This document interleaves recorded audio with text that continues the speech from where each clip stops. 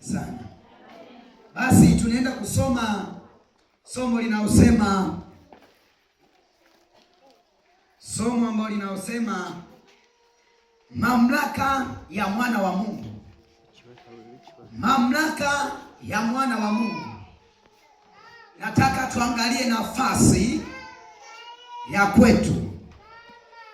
Nafasi ya kwetu sisi tuliokoka. Ukijua nafasi ulionayo, huwezi kuhangaika. Tuangalie mamlaka ya mwana wa Mungu. Mwana wa Mungu ni nani? Na ana mamlaka gani? Na akisimama kwenye nafasi yake, anaweza kufanya kitu gani? Bwana Yesu asifiwe. Haleluya. Basi mwana wa Mungu ni mtu aliyempokea Yesu, aliyemwamini Mungu, aliyekubali kutubu dhambi zake na kuziacha, na akaamua kushikamana na Mungu, akaamua kuishi katika mapenzi ya Mungu. Yule aliyempokea Yesu ameshafanyika kuwa mwana wa nani? Wa Mungu. Lakini huyo mwana wa Mungu ana mamlaka katika ulimwengu huu, ana mamlaka, ana uwezo wa kimungu. Yaani wewe uliokoka si wa kawaida. Wewe uliyemwamini Yesu si wa kawaida. Una uwezo wa kusemesha jambo na jambo likatokea, hata kama lilikuwa alipo, lakini mwana wa Mungu akisema kwa jina la Yesu linafanyika. Akitamka jambo, akiomba jambo, kwa sababu umeshakaa ya kuwa mwana wa Mungu, kuna jambo linatokea. Bwana Yesu asifiwe. Tusome kitabu cha Mathayo, Yohana sura ya 1 mstari wa 12. Tuangalie jinsi mwana wa Mungu anavyokuwa au anavyozaliwa, kwamba huyu ni mwana wa Mungu. Tuthibitishe kwa kupitia neno.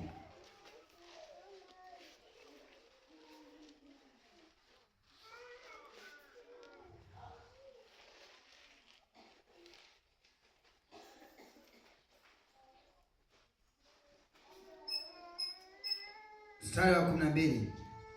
Biblia inasema, bali wote waliompokea aliwapa uwezo wa kufanyika watoto wa Mungu, ndio wale walioaminiao jina lake. Bali wote waliompokea aliwapa uwezo wa kufanyika watoto wa Mungu, ndio wale walioaminiao jina lake. Bali wote waliompokea, bali wote waliompokea Yesu, bali wote waliomwamini Yesu walifanyika, walipewa uwezo wa kufanyika wana wa Mungu. Na maana mtu anapokata shauri, anapoamua kuokoka, anapoamini kwamba nimemwamini Yesu, uwezo wa kibinadamu unaondoka, tabia za kibinadamu zinaondoka, unaingia uwezo wa kimungu, unaingia uungu. Na maana tayari ndani yako umefanyika kuwa mwana. Uwana wako ni ule uungu, roho wa Mungu kuingia ndani yako. Umeshazaliwa, umetokana na Mungu kwa kupitia vile ulivyomwamini Yesu. Ile damu ya mwanakondoo, ile damu ya Yesu iliyomwagika pale msalabani, ulipokubali kwamba Yesu alikufa kwa ajili ya dhambi zangu, na maana tayari umeenda kuzaliwa, umetokana na Kristo.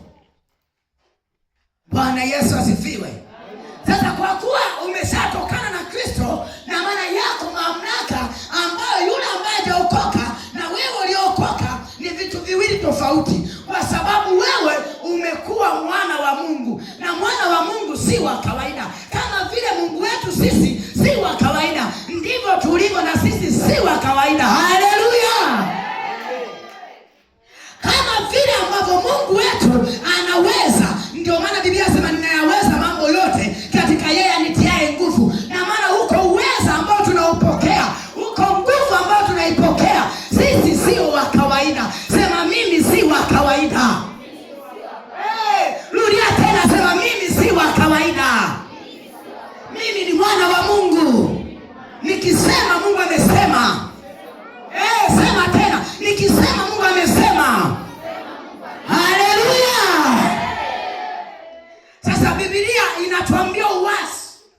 inatuweka uwazi wana wa Mungu ni mtu wa namna gani.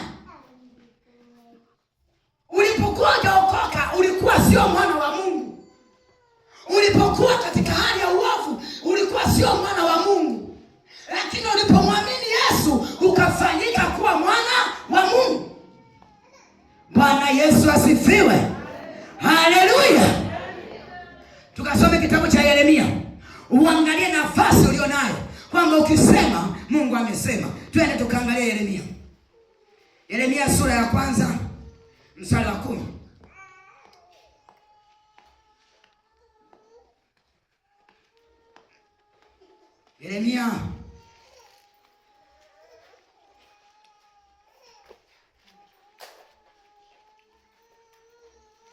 Yeremia sura ya 1 mstari wa 10.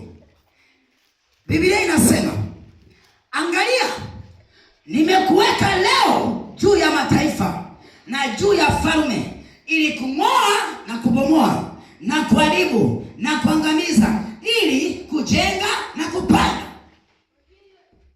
Mungu ametokea anamwambia Yeremia, angalia, nimekuweka leo juu ya mataifa na juu ya falme, ili kung'oa, kubomoa na kuharibu, ili kujenga na kupanda. Huyo ni nani? Mwana wa nani? Wa Mungu. Mwana wa Mungu ana uwezo wa kung'oa, ana uwezo wa kubomoa, ana uwezo wa kuvunja, ana uwezo wa kujenga na kupanda. Mwana wa Mungu.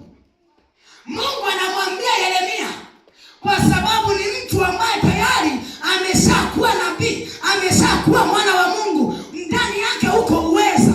Akishasema yeye vitu vinatokea. Akisema ninavunja, vitu vinavunjika. Akisema ninang'oa pando la shetani, kweli linang'olewa. Akisema ninapanda mbegu njema ndani ya mtoto wangu, ninapanda baraka, ninapanda neema, ninapanda baraka kwa kila mmoja, kwa jina la Yesu linatokea. Sema amen. Ndani yako uko uweza wa kujenga na kupanda. Ndani yako uko uweza wa kubomoa na kuharibu mipango ya shetani. Mwana wa Mungu, usijitazame katika hali ya udhaifu.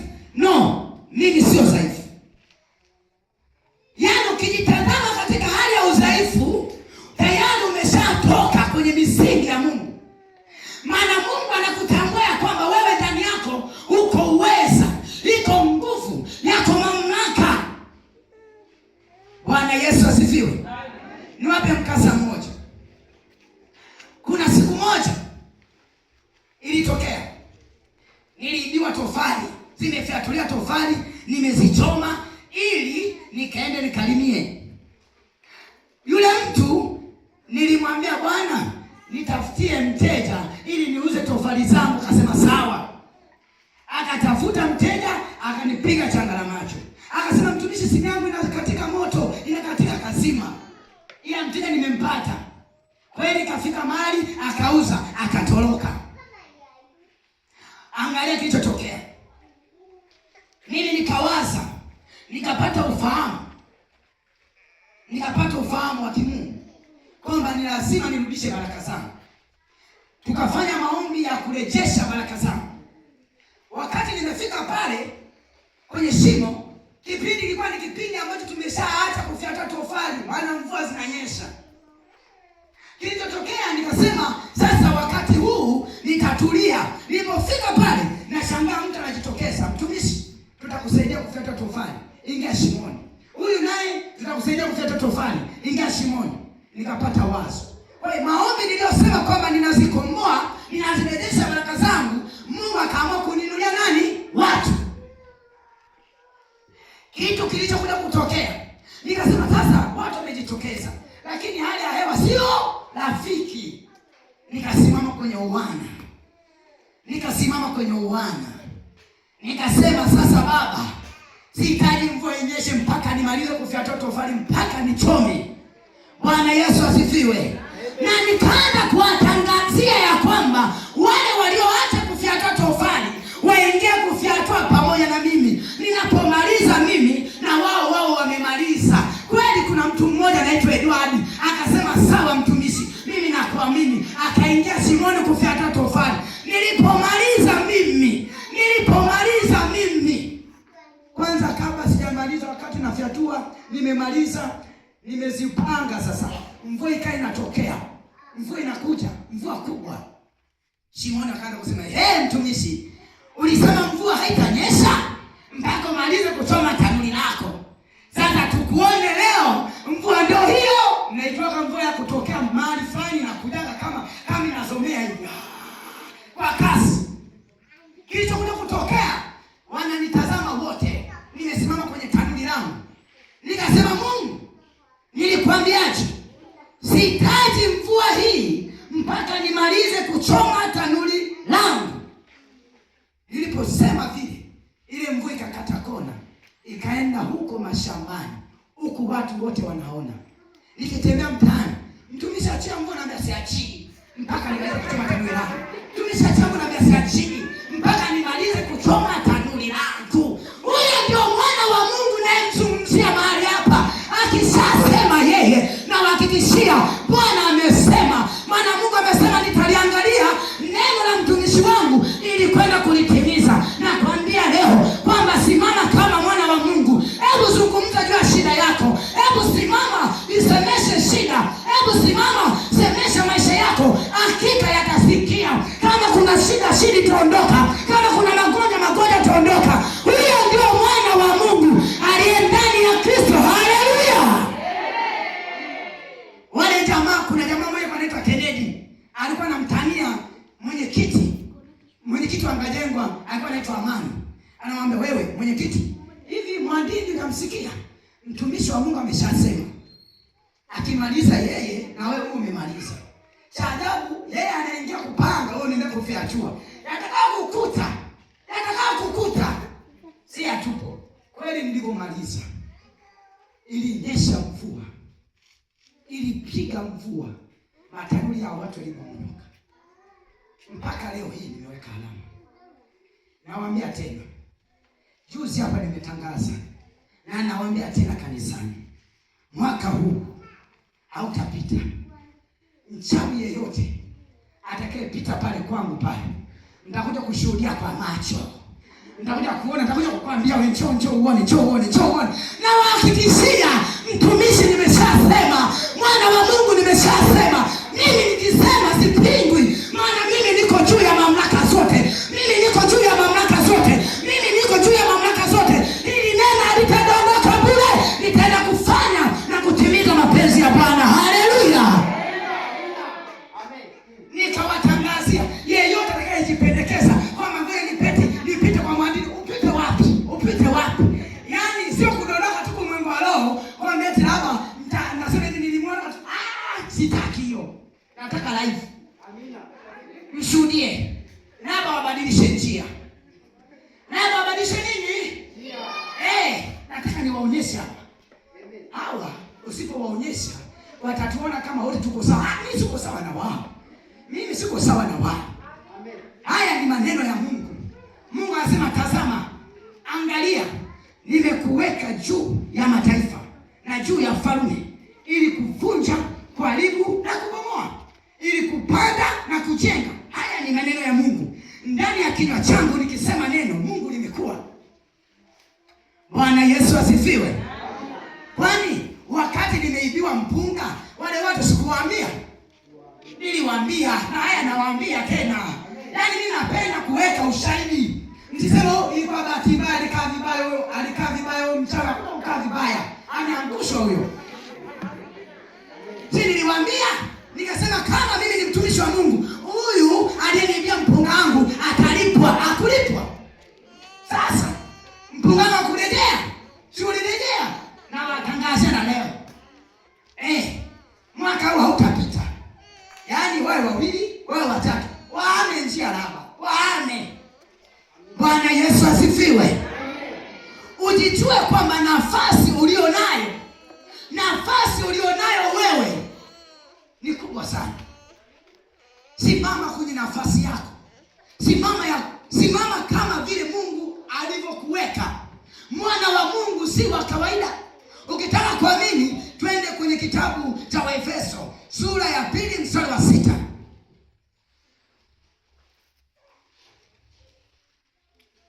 Waefeso sura ya 2 mstari wa 6.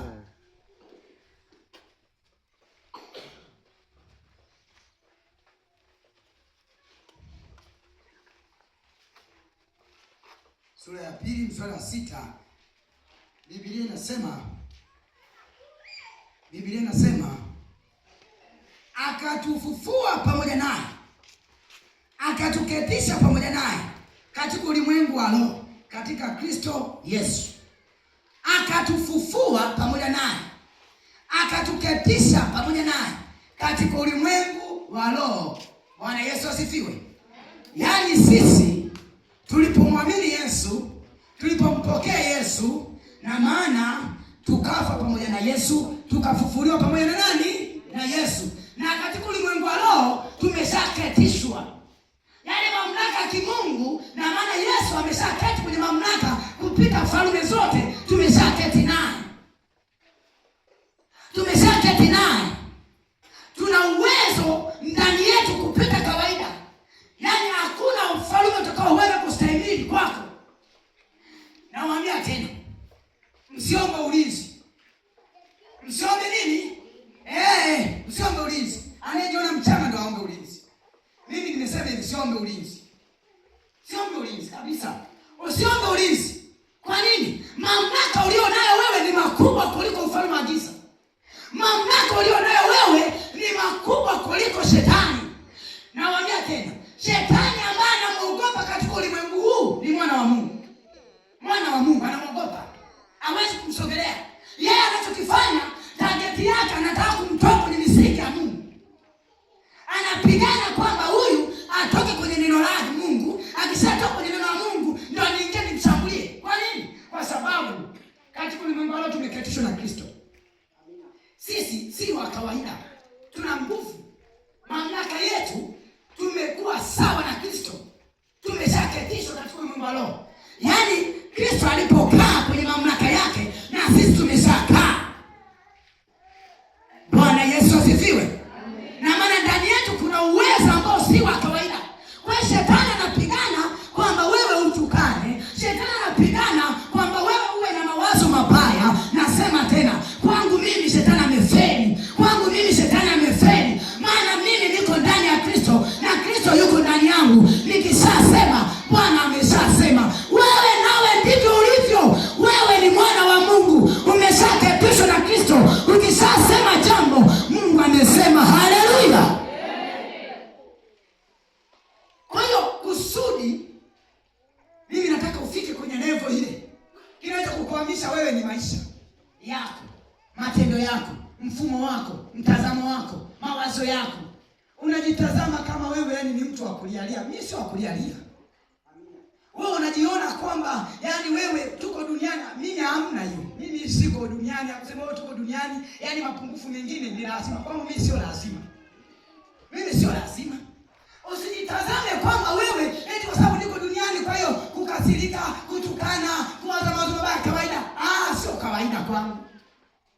Ujitazame kwamba wewe ni mwana wa Mungu, na ndani tena Biblia inasema kwamba mwana wa Mungu atendi nini?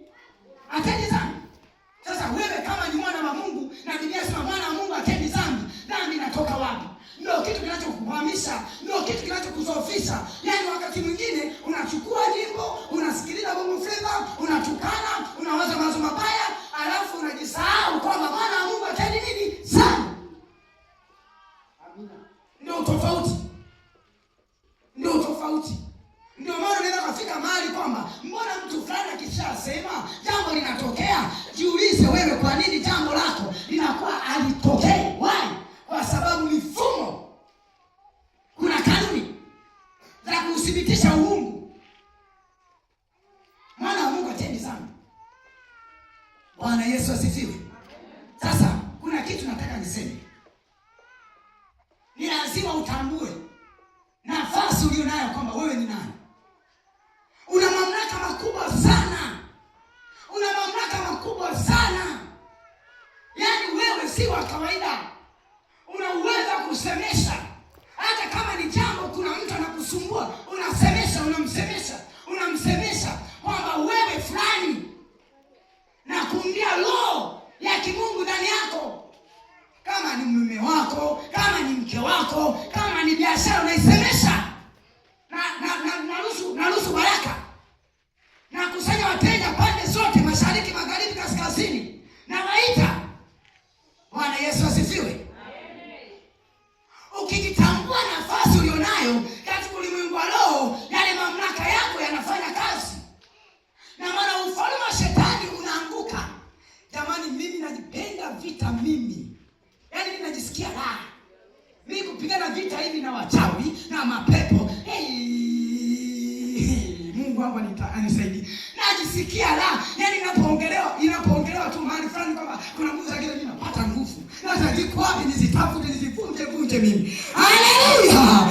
Yaani mimi ndo nilivyo. Nikifika mahali naanza kuzitafuta nguvu za giza. Sio mimi naomba ulinzi. Mimi nawatafuta. Amen. Bwana Yesu asifiwe. Maana Biblia inasema, tazama, nimewapa nini? Amri ya kukanyaga nyoka na nge na kila nguvu za yule adui, wala hakuna kitakacho wasuru. Hilo ni neno la Mungu. Sisi tuna nguvu, sisi tuna mamlaka, sisi kuna uwezo ambao si wa kawaida. Mimi nawapa mkasa mmoja. Nilitoka Chiwa nikaenda kwa dada mmoja anaitwa dada Vero. Nimefika pale, nikamuuliza dada Vero, hivi kwenye mtaa kwenu kuna ajabu wengi sana? Akasema, vipi mtumishi? Niambia, mimi nataka nijue leo, usiombe ulinzi, sitaki ulinzi. Sitaki ulinzi. Kwa hiyo dada Vero akaomba ulinzi. Mimi ndo mgeni sasa. Tukalala. Na mimi tukaomba ulinzi kabisa. Mungu alikuwa ajabu. Mungu anaangalia kile kitu unachokisema, imani yako, uwezo wa mtazamo wako. Mungu unapomtazama na mtazamaji.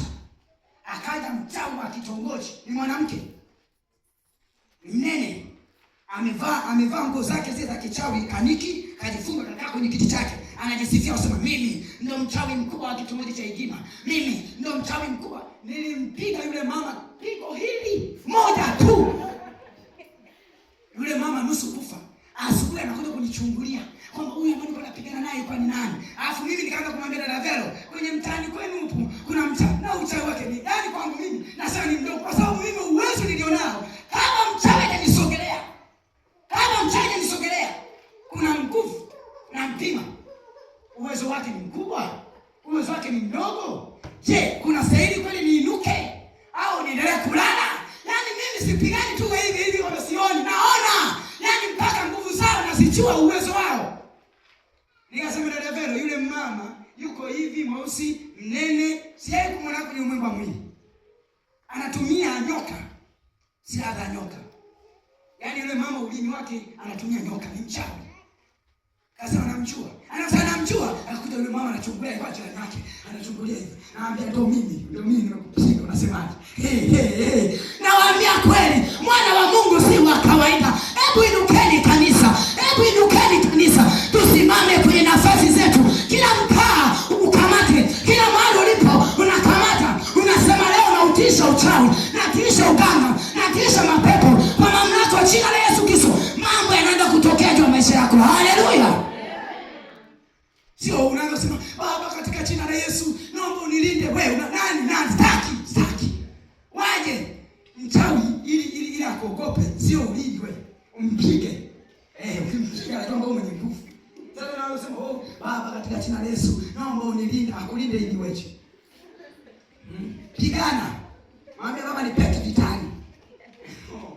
Mimi natamani hao jamaa. Natamani sana mimi. Mimi siku zote Bwana, bila kupigana mimi sijisikii vizuri. Kwanza muda mwingine naombaga nasema, Yesu, mahali popote uchawi ulipo, natuma moto sasa. Moto naoona, ukafuate uchawi kwa sababu siwaoni, wananikimbia. Bwana Yesu asifiwe. Haleluya. Sasa twende tukamalizie kitabu cha Luka kama nilivyosoma mwanzo, lakini nataka sasa ukiandike. Ni Luka 10 mstari wa 19.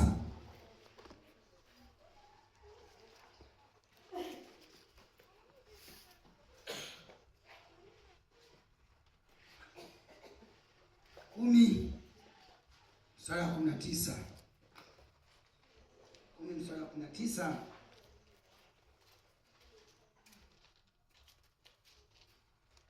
Biblia inasema, tazama nimewapa amri ya kukanyaga nyoka na nge na nguvu zote za yule adui, wala hakuna kitu kitakachowazuru. Yesu akawaambia wanafunzi wake ili watambue nafasi walionayo, watambue mamlaka walionayo, watambue uwezo walionao, wasiogope, wawe na nguvu. Mawazo yao, mtazamo wao uwe ni watu wangu vya juu. Akasema, tazama nimewapa amri. Yaani amri ni mamlaka. Nimewapa mamlaka ya kukanyaga nyoka na nge na kila nguvu za yule adui, wala hakuna kitakachowazuru. Bwana Yesu asifiwe. Na maana ndani yetu tumepewa uweza. Yaani ulipookoka tu wewe ukapewa uweza, ukapewa nguvu. Yaani hata kabla utaanza kunena kwa lugha, lakini tayari una nguvu. Kabla ya kwanza hata kuombea yaani kufika mahali kwa labda ngoja nijaribu huyu mtu aliyekufa afufuke, lakini tayari ndani yako una nini? Una nguvu ya kukanyaga nyoka na nge na kila nguvu za yule adui, wala hakuna kitakachokuzuru. Mwana wa Mungu, una uwezo wa kutengeneza kitu. Una uwezo wa kuachilia moto mpaka maadui wakashangaa. Hebu simama sasa. Usimame kwenye nafasi yako. Usimame ili wakujue kwamba kweli wewe ni mwana wa Mungu. Kwa sababu hawa jamaa wakati mwingine wao wanajiona kwamba wao ndo magwiji. Wao ndo wanaotawala mtaa.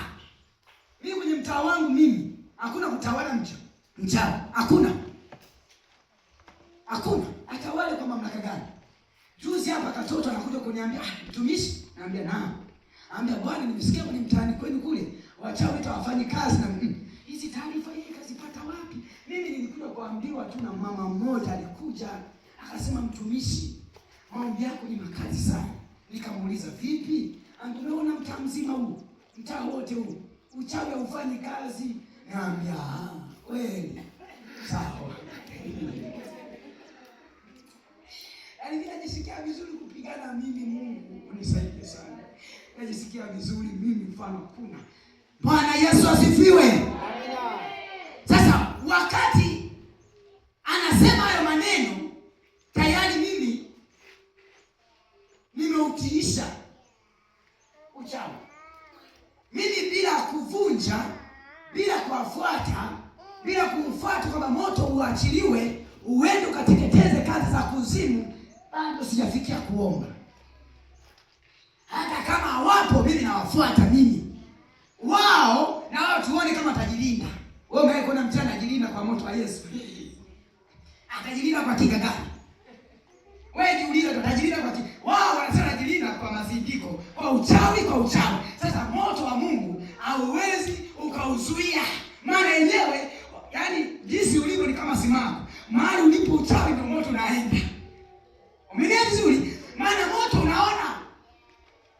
Kwa maana wewe unaposema kwa jina la Yesu naachilia moto, nateketeza, ninaangusha, ndivyo utakavyotokea vitu katika ulimwengu wa roho. Na uchawi unakufa, uchawi haufanyi kazi. Tusimame wana wa Mungu. Mamlaka tulionayo ni makubwa. Usifike kiwango cha kwanza kulalamika, kunungunika, kujiona kwamba wewe ni yatima, kujiona kwamba wewe mambo yamekulemea. Hata jambo lako lingekulemea, lisemeshe. Kama kuna changamoto ya maisha, hebu semesha tu. Kuna jambo linaenda kutokea. Hata kama ulioni sasa hivi hapa, lakini semesha kwa jina la Yesu. Semesha kwa jina la Yesu kwamba nakubadilisha maisha haya. Haya maisha nayo yaishi siyataki. Nataka maisha mengine. Nataka maisha ya baraka. Nataka viwango vingine. Nataka nibarikiwe.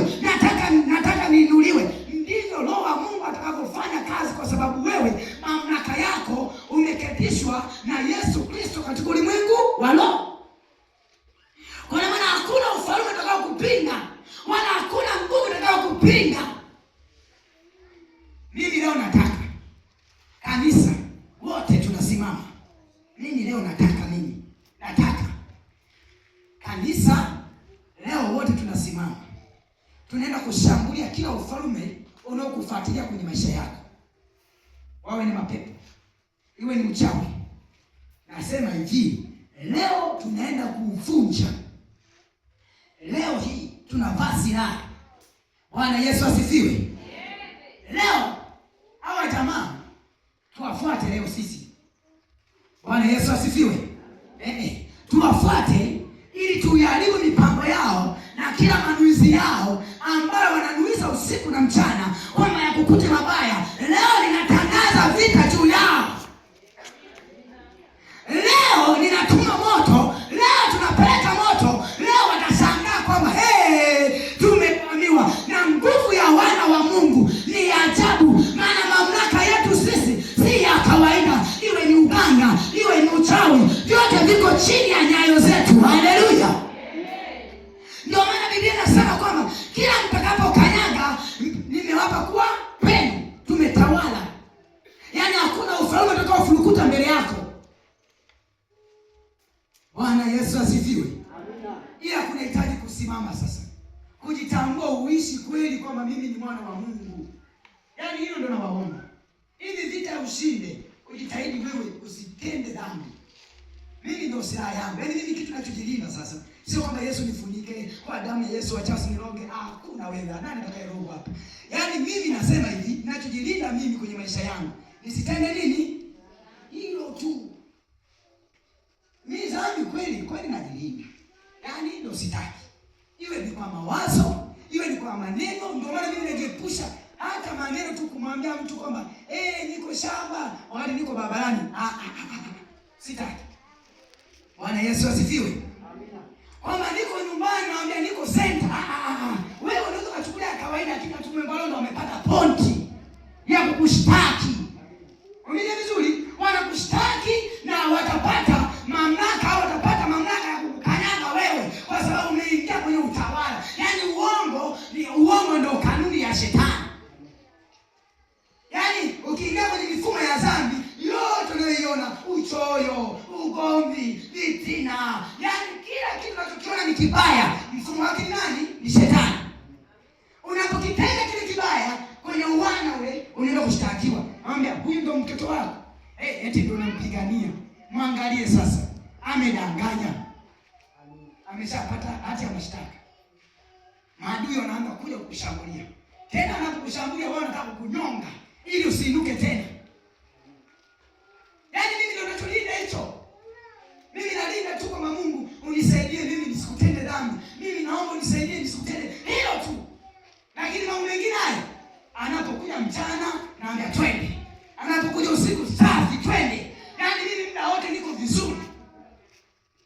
Niko vizuri kwa sababu uwezo nilionao mimi hata nikifika kwenye nyumba ya mtu ambaye ni mchawi najua hata kama yeye hayupo.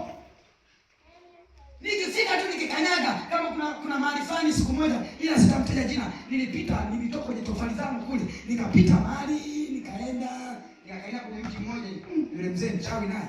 Sasa ikafika mahali ile nguvu ikaanza kushindana na mimi. Sasa nikasema Mungu wangu, hapa wewe nifike nyumbani. Mungu nifike nyumbani. Natembea ile nguvu inaenda kushindana na mimi. Mungu alipokuwa ajabu.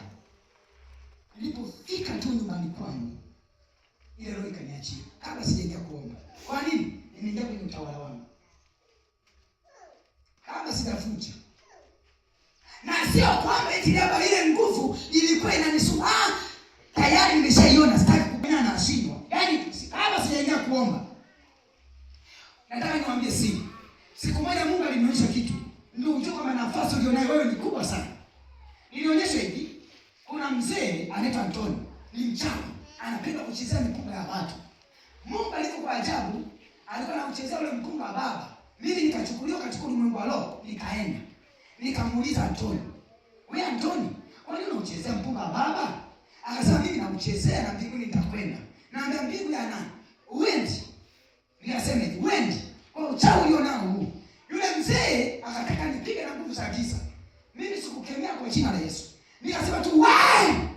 Niliposema tu wewe kuonyesha mkono, nilikuta nguvu inatokea hapa. Ukampiga yule mzee mzee alipiga kelele ambayo si ya kawaida, si ya kemea. Niwaambie si nyingine. Siku nyingine nimelala. Hii tabia ya kutembea juu hii ninazuia toka muda mrefu tu. Yule mzee, kuna watu wawili wamekaa kwenye fuvu la mtu, fuvu kabisa. Wakadondoka pale kichuguni. Wanakaa chochio. Nikajiona tu, ila nimeona tu mwembo roho. Nikaona tu mwembo roho, ninainuka ninatoka kwenye neti. Kwenye fuvu lile wanatokea watu wawili. Mbavu amepanda wanafahamu kifua wazi. Sasa yule mmoja akataka kuniwahi, kunipiga. Nilinyosha mkono hivi. Yule alipinda mkono. Alipinda mkono. Ule mkono ambao alinyosha kama nipige ukapinda. Alafu mwenzake akapiga magoti akasema, "Nakuomba mtumishi, naomba basi urudishe mkono." Nikasema, "Siwezi kurudisha mkono huu mpaka rehema za Mungu zipite juu yake." Bwana Yesu asifiwe. Amina. Unaye kuona mchawi mpaka analia machozi na hivi? Mimi wamelia sio mmoja. Yaani mimi ndio maana nawatafuta. Mimi nawatafuta. Walilia machozi, wanalia. Yaani mtu anakupa shamba afu analia, anaona kama unamnyanasa. Na tena shambani kwako siondoki. Namwambia hivi siondoki. Maana uwezo mimi nikisema neno, Mungu amesema. Bwana Yesu asifiwe. Amina. Wana wa Mungu, tusimame kwenye nafasi zetu. Tusimame tuishi katika maisha ya wana wa Mungu kweli. Maana Biblia inasema mwana wa Mungu hatendi nini? Dhambi. Tusimame. Tusimame. Tusimame. Twende kazini sasa hivi hapa. Twende kazini sasa hivi hapa. Twende kazini sasa hivi hapa. Acha kumwacha awe mchawi mtoto, awe mchawi mwanaume, mwanamke. Nitanifuatisha baadhi ya maneno, afu baadaye kila mmoja ataenda kuomba kwa nafasi yake. Sema, Bwana Yesu, ninakuja mbele zako. Ninaomba unisamehe dhambi zangu zote nilizokutenda kwa mawazo, kwa matendo. Yesu, niko mbele zako. Ninavaa silaha zako. Ninawafuata kila adui anayenitafuta. Mimi leo ninamfuata kwa jina Yesu. Ninampiga kila mchawi au pepo au mganga, mashetani na afyeka kwa jina Yesu. Naachilia moto, ninafuta ngome zao, ninapasua raga zao, ninawafyeka kwa jina Yesu. Kwa maana umesema kila silaha itakayofanyika juu yangu haitafanikiwa. Silaha za kichawi hazitafanikiwa, silaha za mapepo hazitafanikiwa kwa jina Yesu. Kwenye biashara yangu hazitafanikiwa, kwa watoto wangu hazitafanikiwa kwa jina Yesu. Kwenye ndoa yangu haitafanikiwa. Silaha yoyote iliyotumwa juu ya maisha yangu leo naivunja. Roho ya masikini leo naivunja, naipiga juu ya uchumi wangu, naipiga kwa jina Yesu. Naachilia moto, nang'oa kila mapando ya shetani, kila mapando ya kuzimu kwa jina Yesu.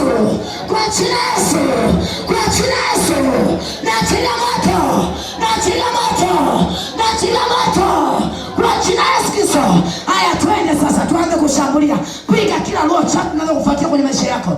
Baba, katika jina la Yesu Kristo, naachilia moto kila mipango ya kishetani, naivunja, naikatilia, nafyeka, naponda kila roho za mapepo, kila roho za kishetani, nawafyeka wote, nawaponda kwa jina Yesu. Naachilia moto, nawapiga kwa radi ya Bwana. Maana Biblia inasema toka mbinguni Bwana atawapiga kwa radi ya Bwana. Nawavunja mashetani, majoka, mapepo, nawapiga, nawashambulia kwa moto, naachilia radi, naachilia radi, naachilia radi, naachilia radi. Wapigwe mashetani, wapigwe wachawi, wapigwe waganga, wapigwe majoka, wapigwe na utisha uchawi, na utisha uchawi, na utisha uganga, na watisha wote kwa mamlaka ya Yesu, wote kwa mamlaka ya Yesu. Kwa maana Biblia inasema, tazama nimewapa amri ya kukanyaga nyoka na nge na kila nguvu za adui, wala hakuna wazuru. Haya, nakanyaga mamlaka ya kuzimu, nakanyaga mamlaka ya kichawi, nakanyaga roho chafu, roho za mapoza, roho za mapepo juu ya watoto wangu. Nafunga, natisha, napiga, napiga, napiga, napiga, na nyamazisha kimya kila roho za kuzimu, na washambulia kwa moto, na wafyeke kwa moto.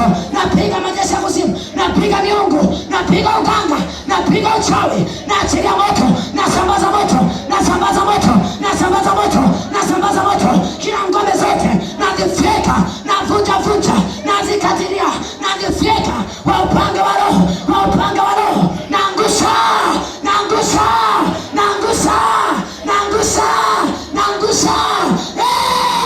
Piga Bwana, piga Bwana. Nateketeza, nakataa roho za masikini, nazifyeka roho za mapoza, nazikataa ndani ya kanisa, ndani ya wana wa Mungu, nazivunja. Naachilia nguvu ya Mungu wangu, naachilia nguvu ya Mungu wangu, navunja kwa jina la Yesu, kwa jina la Yesu. Na wakamata wachawi, na wapiga, na wapiga, na wapiga, na watisha, na nyofoa roho ya kichawi, na nyofoa ndani yenu, na nyofoa ewe mkuu wa giza, na kuponda kwa jina la Yesu, na kunyofoa ndani yako, na kusambaratisha, na vunja nguvu zenu, na washambulia kwa moto, na wapiga, na wapiga, na waangusha kwa jina la Yesu, na waangusha kwa moto, na waangusha kwa jina la Yesu. Roho za mapepo, achia, achia, achia, achia, achia, achia kanisa, achia waimbaji, achia kwa jina la Yesu, achia, achia, na washambulia. Piga, piga, piga, piga waganga, piga wachawi, piga majini, piga masoka, piga mashetani, na walipua, na wafyeka, na geuka. Maana Biblia inasema Bwana huwafanya watumishi wake kuwa miale ya moto, na geuka kuwa miale ya moto, na geuka, na chomoka, na chomoka, na wafuata wachawi mali walipo, na wafuata, na chomoa upanga ambao ni neno la Bwana, na wakata kwa upanga moto, na wakata kwa upanga moto, na wafyeka majoka, na wapiga kwa jina la Yesu. Na achilia radi, na achilia radi, radi ya Bwana, radi ya Bwana, na waponda, na washambulia, na wafyeka, na washambulia kwa jina la Yesu, kwa jina la Yesu, kwa jina la Yesu, kwa jina la Yesu, kwa jina la Yesu, kwa jina la Yesu, kwa jina la Yesu.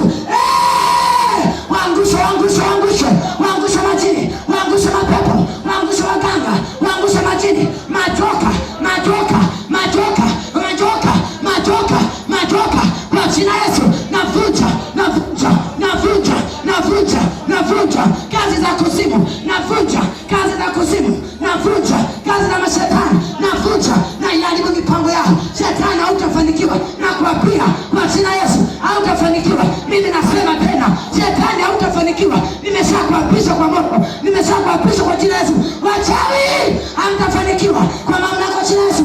Wachawi, wachawi, wachawi, na waponda wote, na wafyeka wote, mapepo hamtafanikiwa kwa jina la Yesu. Juu ya maisha yetu, juu ya watoto wetu, juu ya wameke zetu, kwa jina la Yesu. Naachilia moto, nateketeza mizimu, nateketeza majoka, na mashambulia wote, na wafyeka, na waponda katika jina la Yesu. Naachilia nguvu, naachilia nguvu, naachilia baraka ndani ya kanisa kwa viongozi wote, naachilia nguvu, naachilia nguvu ya Kristo, naachilia nguvu kwa washirika wote, naachilia nguvu. Roho wa Bwana achilia uweza ndani yao, nguvu ya Roho, nguvu ya Roho katika jina la Yesu Kristo, katika jina la Yesu Kristo, katika jina la Yesu Kristo, katika jina la Yesu Kristo. Nguvu ya Mungu wangu ikashuke kwa mkubwa na mdogo, wote wakapokea uwezo wa Mungu wangu kuanzia leo na siku zote. Baba, kaa ndani ya maisha yetu. Wewe ndio Mungu wetu, wewe ndio Baba yetu. Tunakuamini kuanzia sasa, na wewe uko ndani yetu kuanzia sasa. Hakuna uganga wala uchawi utakaofanikiwa katika maisha yetu. Nimeshasema hakuna uganga wala uchawi utakaofanikiwa katika maisha yetu. Nimeshasema tena, hakuna uganga wala uchawi utakaofanikiwa katika maisha yetu kwa jina la Yesu Kristo.